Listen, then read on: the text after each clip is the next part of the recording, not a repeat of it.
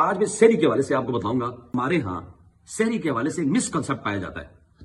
اور آپ نے دیکھا ہے، ہم جب صبح سحری میں اٹھتے ہیں نا، ہماری کوشش ہوتی ہے، ہم کوشش کرتے ہیں یار ہم ساری چیزوں کو اوپر نیچے کر کے کھا لیں، اور فوکس یہ ہوتا ہے ہمارا کہ دن کو تاکہ ہمیں بھوک نہ لگے۔ اب ہم کھانا بھی کھاتے ہیں، اوپر نیچے پانی بھی پیتے ہیں، ساتھ ہی ہم چائے بھی پی رہے ہوتے ہیں، ساتھ ہی ہم پراٹھے کھا رہے ہوتے ہیں۔ اب یہ ساری خوراکیں ہم اوپر نیچے کر کے کھا رہے ہوتے ہیں، کوشش یہ ہوتی ہے ہماری کہ یار یہ ہمارا ٹھیک ٹھاک معدہ ہمارا فل اپ ہو جائے گا، دن کو ہمیں بھوک نہیں لگی گی، ہمارا روزہ بہترین گزرے گا۔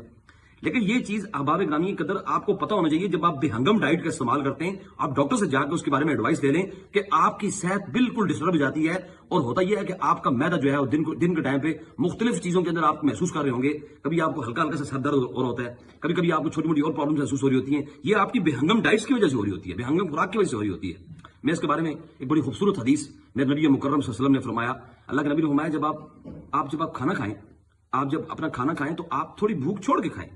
کھانا آپ تناول فرمائیں لیکن تھوڑی بھوک چھوڑ کے کھائیں۔ ایک تو آپ کو اس میں معدہ بھی ٹھیک رہتا ہے، آپ خود بھی حشاش رہتے ہیں، اور آپ کو تنگی اور تکلیف بھی محسوس نہیں ہوتا۔ اور بالخصوص جو پانی آپ زیادہ پیتے ہیں نا صبح سحری کے وقت میں، پانی آپ پیتے ہیں، وہ پانی کیا ہوتا ہے، آپ جب پیتے ہیں تو پانی آپ کو بھاری کر دیتا ہے، نہ آپ نماز میں کھڑے ہو سکتے ہیں، نہ آپ شام کو افطاری میں بعد لوگ ہمارے پانی اتنا پی لیتے ہیں، بعد میں جا کے نماز میں لیفٹ رائٹ گھومتے رہتے ہیں۔ تو یہ بیسیکلی وہ ادائیں ہیں جو آپ کو عبادت سے دور کر دیتی ہیں۔ اللہ کے نبی نے فرمایا، صحیح معنی میں اگر عبادت کرنا چاہتے ہو تو عبادت کا بہترین انداز یہ ہے کہ تمہارا کھانا جو ہے وہ ایک معتدل ہونا چاہیے۔ اللہ تعالی ہم سب کو سمجھ کی توفیق عطا فرمائے۔